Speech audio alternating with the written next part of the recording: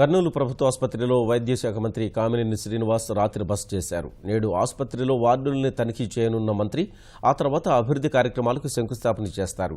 గతంతో పోల్చితే ప్రభుత్వ ఆసుపత్రులు మెరుగుపడ్డాయన్న మంత్రి వైద్యులు విధులకు సరిగా హాజరు కాకుంటే చర్యలు తప్పవని హెచ్చరించారు. ఇక కర్నూలులో నిర్వహించే ప్రపంచ జనాభా దినం రాష్ట్ర స్థాయి వేడుకల్లో ఉప ముఖ్యమంత్రి కేఈతో కలిసి కామినేని పాల్గొనున్నారు. దాదాపు ఒక 40 కోట్ల రూపాయల వర్క్స్ ఇక్కడ ఫౌండేషన్ చేస్తున్నాం. దాంతోపాటు చాలా రోజుల నుంచి అనుకున్న సిటీ సర్జరీ థియేటర్స్ అవి ఓపెన్ చేసి దీన్ని స్టెరిలైజ్ మనం ఇవాళ ఓపెన్ చేసిన తర్వాత దాన్ని స్టెరిలైజ్ చేసి అందులో స్వాబ్స్ తీసి ఇన్ఫెక్షన్ ఏమీ లేదనుకున్న తర్వాత సర్జరీస్ ఒక 1 వీక్లో మొదలు పెడతారు. నాకు తెలుసు, నేను ఎక్కడన్నా సర్ప్రైజ్ చేస్తే ఇవాళ హాస్పిటల్ పని 100కి 100 పాళ్ళు మెరుగుపడింది.